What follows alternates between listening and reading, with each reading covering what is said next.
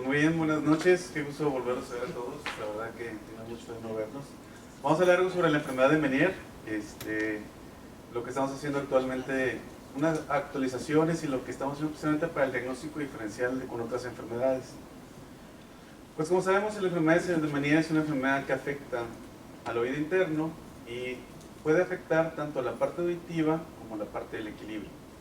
La enfermedad de Meniere, vamos a considerar que dentro del oído tenemos 6 órganos, que tenemos un órgano propiamente auditivo, tenemos 2 órganos de aceleración lineal, el sáculo para la aceleración gravitacional, el utrículo para la aceleración lineal y los 3 canales semicirculares que van a apoyarnos en lo que son los reflejos vestibuloculares para el movimiento de la cabeza hacia los lados, hacia arriba y hacia abajo.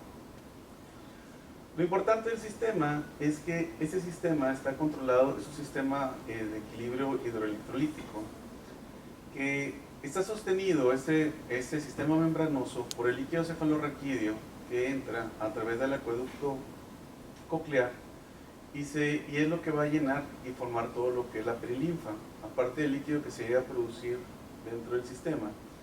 Y esa perilinfa o ese líquido cefalorraquídeo va a tener unas concentraciones de potasio de 10.000 equivalentes, de sodio 140.000 equivalentes, mientras que la endolinfa va a ser una producción propiamente de la estría vascular que se va a generar en la parte anterior de la cóclea, que se va a distribuir sobre todo el sistema y que va a tener un sitio de absorción que es el saco endolinfático. Las características de la endolinfa es que es inversamente proporcional en electrolitos a lo que es la perilinfa. Pues eso es lo interesante. Este sistema es muy dinámico porque si aumenta la presión intracraneal, aumenta la presión de flujo, y para que no se comprima el sistema, el mismo aumento de presión intracraneal comprime a la válvula, que es el saco endolinfático, y eso permite que las presiones estén reguladas.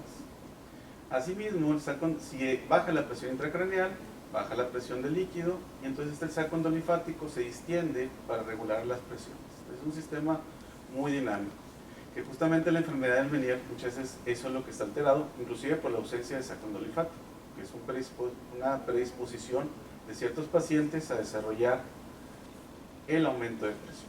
Entonces, la enfermedad de Meniere estrictamente pues va a ser un aumento de presión dentro del oído a consecuencia de una sobreproducción de líquido, una baja absorción de líquido o un problema con intercambio de líquidos sobre la membrana de Reissner, o que baje la presión intracraneal, alteraciones anatómicas, que no tengamos saco endolinfático o que esté hipoplásico. Entonces vamos a tener varias cosas que van a producir estrictamente lo que es el hidrops endolinfático. Y este hidrops endolinfático pues se va a caracterizar porque si yo tengo un globo y aumenta la presión del globo, se van a comprimir las células. Entonces eso va a ser parte de la plenitud óptica que siente el paciente, parte de la hipoacusia porque no vibran igual las células, cambia la sintonización del oído interno, por eso los pacientes se quejan de que a veces algunos sonidos les molestan, va cambiando la sintonización, puede aparecer la inestabilidad en los pacientes, baja la audición, y cuando se revienta el sistema en el utrículo, en el sáculo o propiamente en la cóclea, pues viene esa crisis violenta de vértigo por esa contaminación de los sistemas. Entonces, ¿qué vamos a tener que va a producir la crisis? Pues básicamente la ruptura del sistema membranoso en general. Se decía mucho que era la membrana de Reissner, pero en realidad puede ocurrir a cualquier nivel, tanto en el utrículo como en el sáculo, y va a ser la mezcla de la perilinfa con la endolinfa lo que va a producir la crisis sobre las células. ¿Y qué va a suceder? Una anulación funcional del laberinto por intoxicación de las células. Básicamente el Meniere es una crisis severa por el intercambio de líquidos, pero en realidad lo que vamos a tener a largo plazo va a ser una anulación funcional del equilibrio. Por eso se va perdiendo el equilibrio progresivamente. Se activa durante la crisis y se va perdiendo progresivamente. Causas que pueden favorecer el Meniere, pues las alteraciones tiroideas. La tiroides tiene un efecto directo sobre la producción de líquido, la acumulación de líquido dentro del oído interno. Algunas enfermedades como la sífilis se está describiendo actualmente. Problemas autoinmunes, pacientes que tienen lupus, pacientes que tienen factores reumatoides positivos, son propensos a tener enfermedad de Meniere o desencadenar esos hidrops, siendo el oído un órgano blanco por los aumentos de presión. Se considera que después de procesos virales, porque cambia la producción de líquido dentro del oído, la isquemia en el oído, también cambia la producción de esa endolinfa. Traumatismos, muy frecuente que los pacientes que tienen Menier refieren que después de un golpe, un pelotazo, pueden empezar a desarrollar la crisis. Cambios en la presión intracraneal por esa ausencia o no del saco endolinfático, y alteraciones anatómicas del hueso temporal, que viene siendo que a veces el seno lateral está un poquito más anterior, el saco endolinfático es más pequeño, y eso favorece la aparición de líquidos. Entonces, ¿qué tenemos con el Menier? Pues que hay factores también en la alimentación que considero que es el 50% del origen de esta enfermedad. Y básicamente tenemos que el estrés, la fatiga y la ansiedad, pero pues prácticamente el que no tenga eso pues no es humano, ya todos tenemos estrés, fatiga y ansiedad. Pero sí se ha relacionado que un consumo excesivo de sal, por ese intercambio de iones a nivel de la membrana de Reisner, el consumir cosas enlatadas, embutidos, sobre todo que favorecen mucho el sodio, las frituras, el agua mineral, refrescos embotellados. El té es una causa que he encontrado que favorece mucho, que ya se ha escrito desde hace mucho tiempo, pero es muy común que los pacientes empiecen diciendo: hoy voy a tener una alimentación sana, todos los días voy a comer 2 latas de atún, y todos los días voy a tomar té de manzanilla, y té de 1000 hierbas, y té de no sé qué, y porque quiero tener mayor salud. Y entonces, si hay ciertos factores que pueden predisponer, puede empezar la enfermedad, incluso en ambos oídos, que es ahora yo considero que es muy común. Y sobre todo aquellas personas que consumen menos de 3 líquidos al día, por lo que hemos hablado de los intercambios de iones. Entonces, el Menier definitivo, según la Academia Americana, pues son más de 2 episodios de vértigo espontáneo de una duración de 20 minutos a 12 horas, hipoacusia neurosensorial en frecuencias medias y bajas, documentada idealmente por audiometría. Siempre lo ideal es hacer una audiometría en los pacientes que tengan vértigo, porque nos va dando la pauta diagnóstica muchas veces. Que el paciente refiera pérdida auditiva, tinnitus y plenitud óptica, aunque no necesariamente, y que haya algún otro diagnóstico que lo excluya. Y entonces tenemos ahora una serie de baterías diagnósticas que ahora recordando cuando estaba en la residencia, pues solamente había audiometría y pruebas calóricas.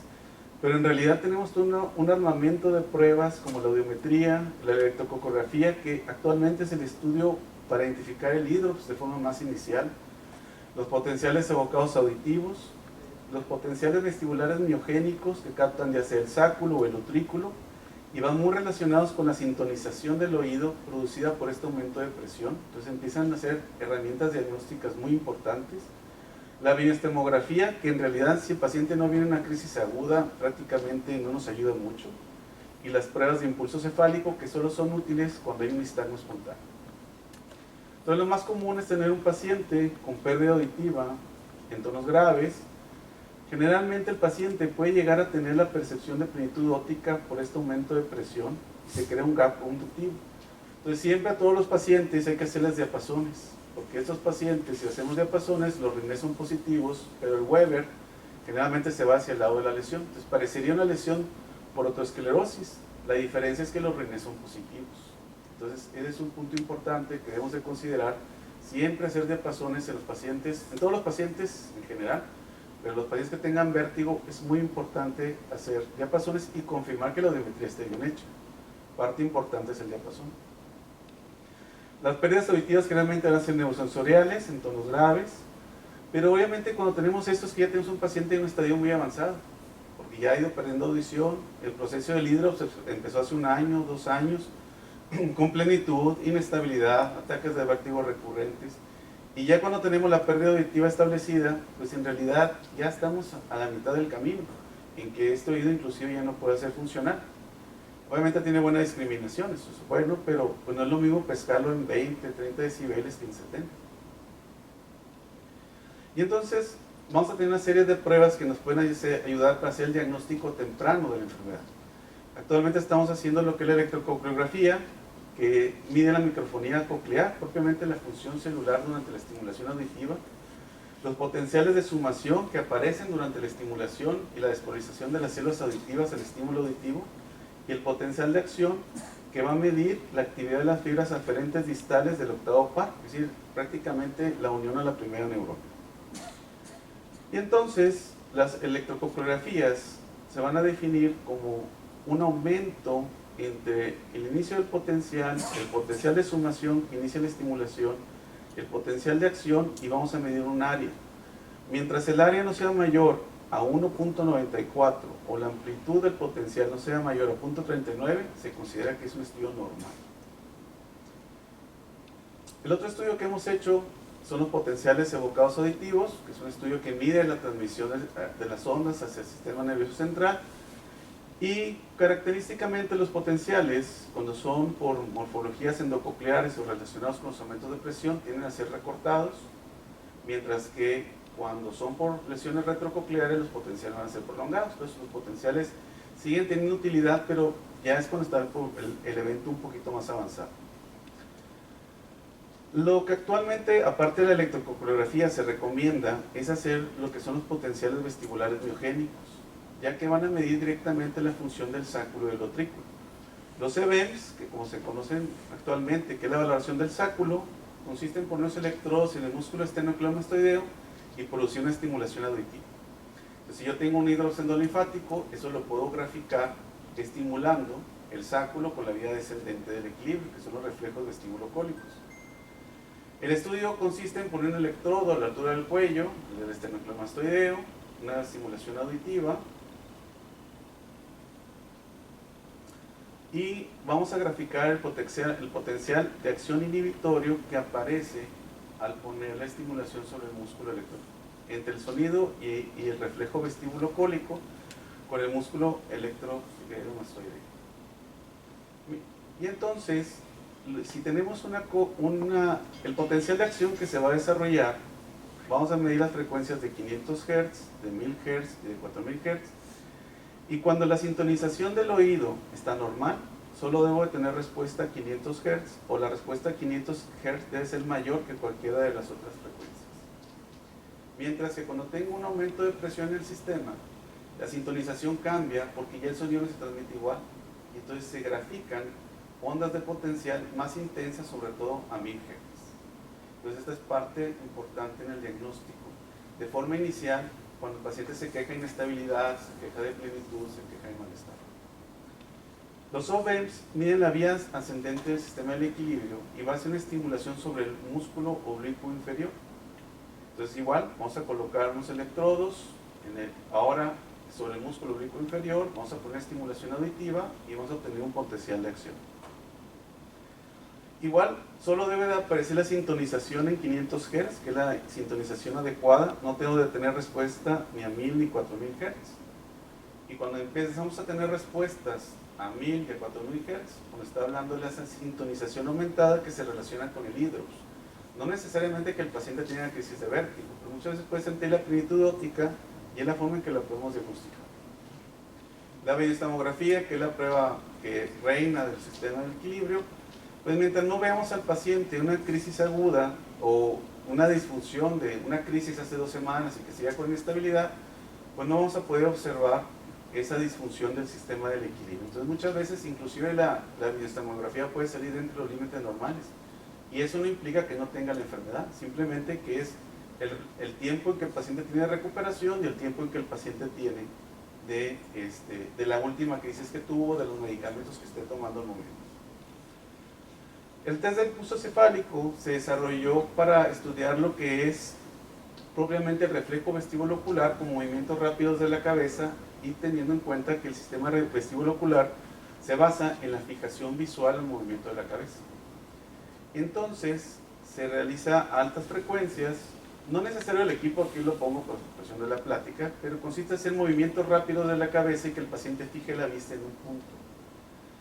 Y entonces vamos a ver el porcentaje de fijación que tiene el paciente, que tiene que ser lo más cercano a 1, o sea, al 100%.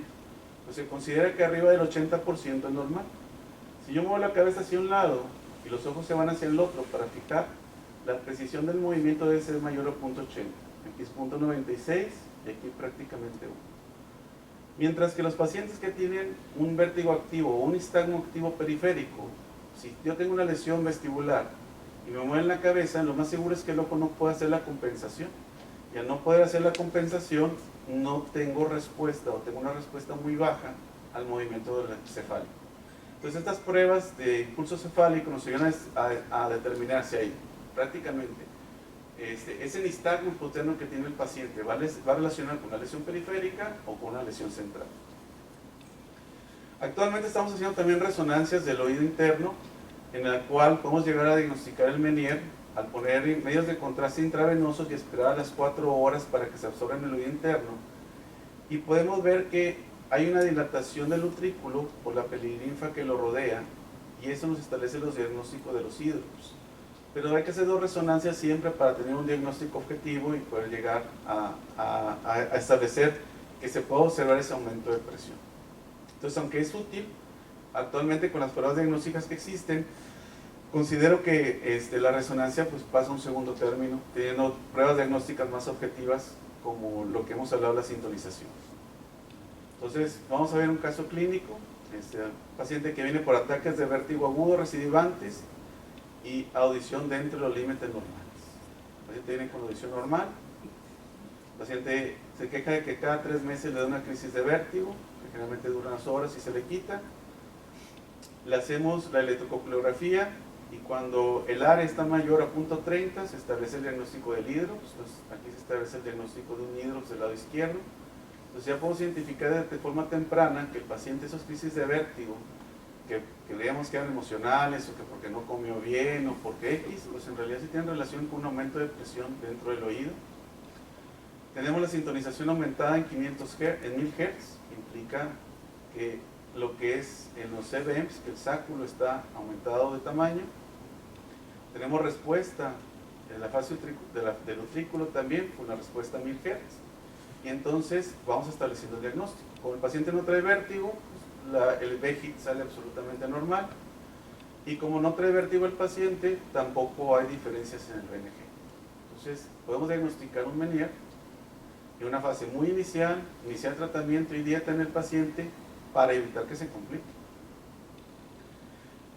Otro paciente tiene una inestabilidad persistente con hipoacusia del oído izquierdo, pues ya cuando llegan con hipoacusia, pues ya pasaron 6 meses, 2 años, y ya estamos pescando al paciente en una fase más avanzada.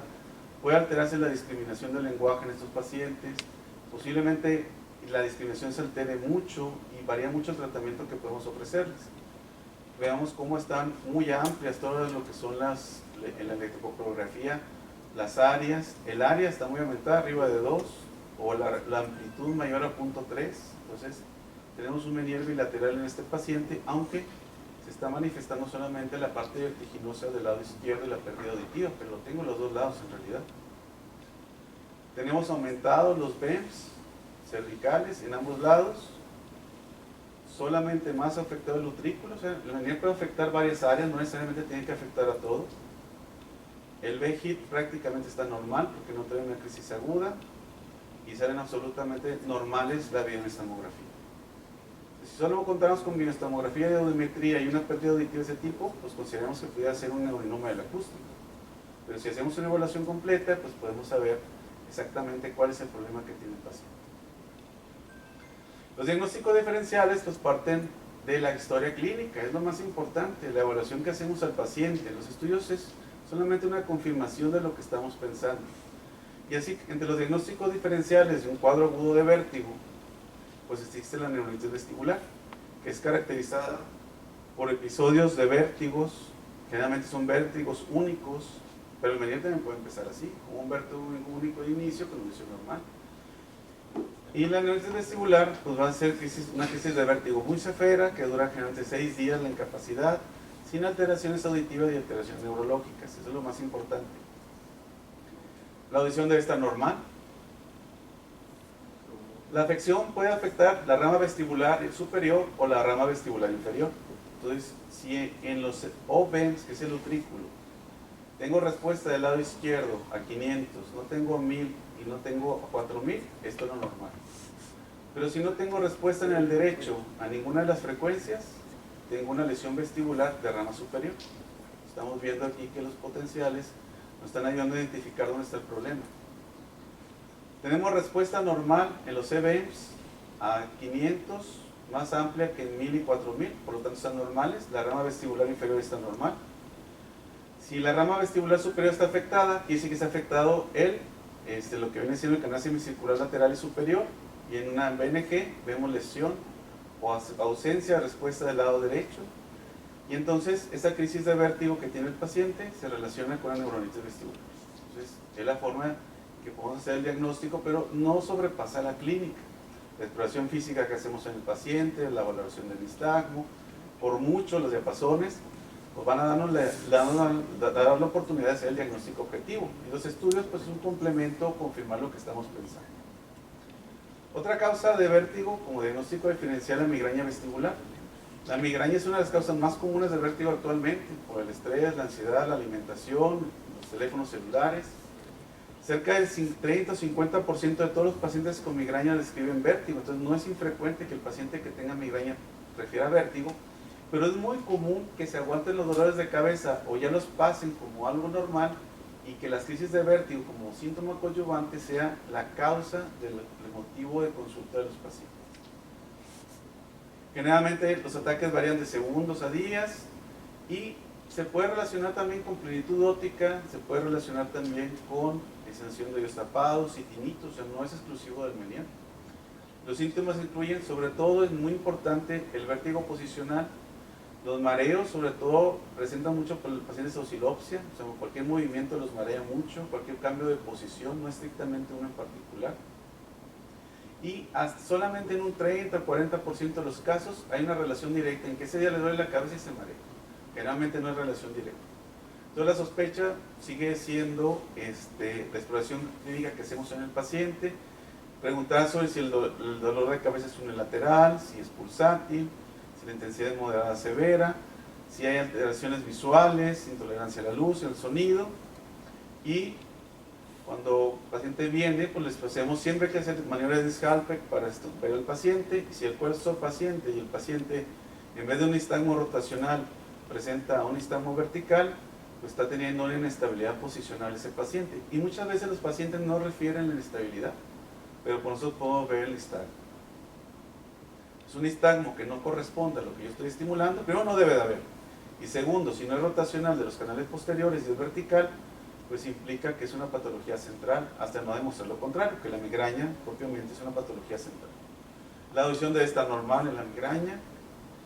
¿Y qué podemos obtener? Una hiperreflexia vestibular. Velocidades superiores a 40 grados por segundo se consideran hiperrefléxicas. Este paciente trae 123, 82 y 72.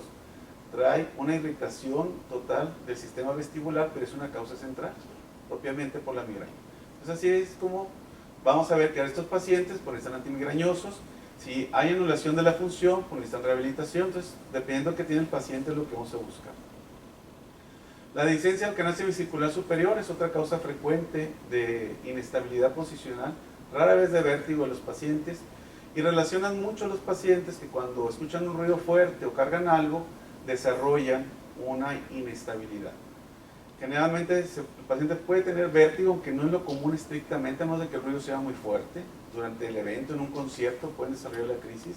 La oscilopsia es extremadamente común por esa falta de sellado del hueso, y el paciente refiere mucho y muy frecuentemente la autofonía. Entonces, en el TAC podemos diagnosticar la dehiscencia porque puede faltar hueso a la altura de lo que es el canal semicircular superior, que es el más afectado. Se ha relacionado con aumentos de presión intracraneal, pero no necesariamente. Y el hecho de que haya una dehiscencia no quiere decir que sea sintomática. Entonces, por eso es que estudiamos a los pacientes. Y la prueba reina de diagnóstico son los potenciales vestibulares. Como hay un fallo en el sellado de esa hermeticidad del oído interno, empezamos a tener respuesta a 4000 Hz. Y esa es la clave diagnóstica en estos pacientes, obviamente aparte del TAC y la resonancia. Pero si vemos una dehiscencia del canal semicircular superior, para saber si está activa o no, se hacen los potenciales vestibulares miogénicos y eso nos va a dar la pauta para saber si el paciente está sellado de la ventana o simplemente es un hallazgo y no está dando síntomas, que eso pasa más del 70% de los casos. También otra causa, los tumores de saco endolinfático. El adenocarcinoma de saco endolinfático es una causa que me ha tocado ver dos casos, uno en el hospital universitario y uno en consulta privada, y se relaciona con que los pacientes se acuden por crisis de vértigo, principalmente porque el tumor va creciendo en la fosa craneal posterior, afecta la dura madre, afecta el saco endolinfático propiamente, hay un cambio en la presión del oído interno, se ve una erosión ósea en todo lo que es la fosa craneal posterior. Y en la tomografía de contraste pues se observa una imagen como sal y pimienta en las áreas dentro de la mastoides. Esto es un tumor que se debe de operar. Aquí vemos lo que es el nervio facial, vemos la duramada de fosa craneal media, el seno lateral, la fosa craneal posterior, y esta zona es donde está el tumor. Entonces, son tumores operables, sobre todo si lo diagnosticamos de forma temprana. Afortunadamente a este paciente le fue muy bien, está asintomático actualmente. Y los neurinomas del acústico, pues ya son propiamente tumores que se originan en la raíz vestibular de las células de Schwann, en la raíz del octavo par craneal, y son tumores que se originan en la unión del ganglio de Scarpa, la mielina central con la periférica. No son raros, el 8% de los tumores intracraneales y es el 80% de los tumores de ángulo concereloso, pero tenemos que pensar que pueden estar presentes. Pueden afectar solamente la raíz vestibular superior, producir alteraciones de los BEMS en estas áreas. Pueden producir lesiones en el sáculo. Y si no los diagnosticamos, pues son tumores que van a crecer y van a hacer unas pelototas. Y la principal característica diagnóstica es que, a diferencia del Meniere, que es en tonos graves, tenemos que el neurinoma va perdiendo audición en tonos agudos. Pero la sospecha clínica, pacientes que tengan problemas en la discriminación del lenguaje, que sientan que no entiendan bien, pues son los principales. En los potenciales, una prolongación del intervalo 1-5, y la resonancia, que es la prueba reina para el diagnóstico de estos tumores. Ya por último, lo que podemos ver también en la consulta es aquel paciente que llega con nosotros con un síndrome vertiginoso agudo, que es cuando el paciente llega con vértigo y un nistagmo espontáneo persistente, que es cuando nos hablan para los servicios de urgencias. Y lo más importante es determinar si esa lesión que estamos viendo en ese momento es una lesión periférica o es una lesión central. Generalmente el síndrome vestibular agudo es un vértigo que se desarrolla de forma aguda y que persiste por al menos 24 horas, e invariablemente se debe acompañar de nistagmo activo y persistente, náusea y vómito, o inestabilidad en la marcha e intolerancia al movimiento. La causa más común en el 80% de los casos, pues el Meniere's, neuronitis vestibulares, son las causas que generalmente son las más comunes. Podemos ver que puede ser por ototoxicidad, preguntar sobre medicamentos que está tomando el paciente, síndrome de Rennes-Hund. Puede haber varias causas que lo pueden producir, pero también tumores, esclerosis múltiple, lesiones, es ese 20% que nos da temor de que pudiera tratarse de una lesión central. ¿Cómo la podemos diferenciar? Pues la historia clínica es esencial en el diagnóstico de estos pacientes, la exploración física, que estén o no alterados pares craneales, implicando una lesión central, si es más de un par craneal alterado, si hay parálisis faciales, lesiones del tercer par craneal, si hay problemas de disfagia, disartria, disfonía, junto con la crisis vertiginosa, pues nos implica más un problema central. Pero actualmente se recomienda mucho que hacer el HINTS, que es el Head Impulse Test, que no se necesita el equipo, simplemente es el movimiento rápido de la cabeza para ver si ocurre ese retardo en la acomodación del ojo, el tipo de nistagmo y los test de desviación. La tomografía axial es el peor estudio que se puede solicitar, ya que no nos va a descartar ningún tumor a menos de que sea una lesión grande y generalmente al quinto día. Entonces, en el día 1, 2 o 3 puede ser que ni se observa la lesión, a menos de que sea muy importante. Y la resonancia en algunos casos puede pasar desapercibida durante las primeras horas del ataque. En el protocolo HINTS generalmente se puede tener una precisión diagnóstica hasta el 98%. Pero en todo paciente que se vea un nistagmo vertical, aunque este no sea violento, pero que esté vertical, indica patología central, hasta no demostrar lo contrario. Los test de oclusión ocular implican de tapar el ojo para ver si el ojo se desvía cuando lo tapamos o no, y cualquier desviación en plano vertical indicaría una lesión central. Y la prueba de impulso cefálico, como hablamos de ella, no se necesita el equipo especial, pero debe haber un retardo en la acomodación del ojo, y esto se debe a que el reflejo del movimiento vestíbulo ocular no llega al cerebro. Por lo tanto, si una lesión periférica se va a manifestar porque no hay un reflejo de acomodación adecuado en el borde. Pero si el paciente tiene un nistagmo central, si tiene un nistagmo horizontal, y el paciente al hacerle lo que es la prueba de impulso cefálico sale normal, esto implica una lesión central, invariablemente. Entonces, por eso la importancia de hacer la prueba del HINTS, porque nos va a dar en la cama del paciente la posibilidad de diagnosticar. ¿Cuáles son las causas de lesión periférica? Pues necesitamos generalmente unidireccional con características rotacionales, que sigue la ley de Alexander, que se incrementa hacia el lado de la lesión, hacia el lado del nistagmo, disminuye hacia el lado que no se produce el nistagmo, un HIT positivo, un cover test donde no se observan sacadas verticales de refijación, y pues vamos a tener un paciente con neuronitis vestibular. El paciente va a abrir los ojos, vemos un nistagmo hacia la izquierda en el paciente, características horizontales, la fijación visual disminuye el nistagmo, le ponemos una luz al paciente, y entonces empezamos a identificar que la lesión es periférica.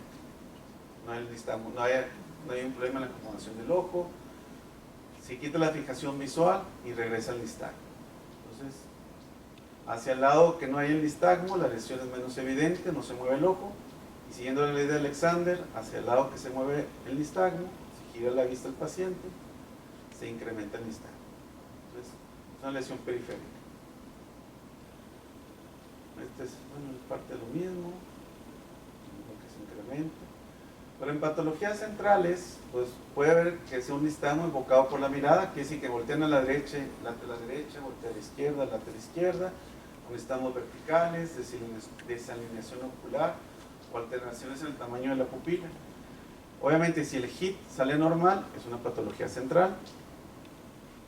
Esta paciente llega a la consulta y vemos que trae un nistagmo vertical, muy fino de forma inicial. Cuando hacemos un cambio de posición de la cabeza, hacemos un cambio en el borde a nivel central, y eso incrementa la posibilidad de los nistagmos. Vemos cómo el nistagmo se desvía la mirada y aumenta la cantidad de nistagmo vertical, hacia el otro lado igual. Ya vamos a acabar. Esta paciente le hacemos un head check, le pedimos al paciente que mueva la cabeza hacia los lados, porque ella se queja de inestabilidad.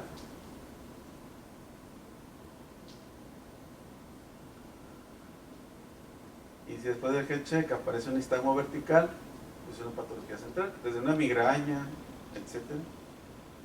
Pero ya si el ojo está desalineado, si el tercer par hay parálisis, pues entonces ya nos indica que eso es una patología central. Claro, no todos llegan así. O sea, ojalá todos llegaran así, con una lesión totalmente periférica. Cuando el diámetro de las pupilas están alterados, se debe considerar también una lesión central. Entonces, revisar las pupilas, la respuesta de las pupilas, es muy importante en estos pacientes. Y obviamente, si ya llegan con nistagmos verticales, problemas de fijación, desalineación ocular, pues son problemas centrales. Entonces, básicamente es eso. Entonces, siempre hacer una resonancia para descartar las lesiones vasculares. Y regresando al Menier, pues el tratamiento sigue siendo los diuréticos para bajar la presión intracraneal. La betistina es el medicamento que actualmente es el que más ha funcionado. La dieta es la mitad del tratamiento. Cuando el paciente, a pesar de eso, no mejora, pues se inician las terapias intratimpánicas, ya sea con esteroides, a dosis de 10 miligramos por mililitro, o terapia con gentamicina, que hay que seleccionar muy bien a los pacientes para uno u otro procedimiento, ya que eso va a involucrar la posible pérdida de la audición o la inestabilidad crónica. La descompresión del saco endolinfático, pero para poderla realizar necesitamos que exista saco endolinfático para que podamos poner un drenaje y esas presiones se puedan controlar mejor. Este es un oído del lado izquierdo, aquí tenemos el seno lateral, el facial va adelante, se hace la descompresión de la fosa craneal posterior para localizar lo que es el acueducto vestibular, pero necesitamos el TAC para saber que existe acueducto vestibular, ya que en estos pacientes muchas veces inclusive puede estar ausente. Va a ser un repliegue de duramadre que vamos a encontrar en la fosa craneal posterior, y es aquí donde vamos a poner nuestro Silastic para poder quitar todo el hueso que está encima para que se expanda el saco endolinfático, que es la descompresión propiamente. Pero en realidad, por experiencia, lo mejor es poner un drenaje 100 veces porque favorece el flujo de líquido, que son nanolitros que se escurren por ahí. Conocemos el Silastic se coloca. Ya un poquito descontinuada, pero sobre todo por lo agresivo que es, sobre todo con MNEs bilaterales, por la neurectomía fosa media. Actualmente con la descompresión o con las terapias intratimpánicas, la verdad que se ha usado mucho menos la neurectomía, pero pues en su momento también llega a ser muy importante para el control del vértigo en aquellos pacientes que tenían muy buena audición. Cuando no hay audición útil, las labirintectomías y los implantes cocleares actualmente son parte del tratamiento. Tan, tan.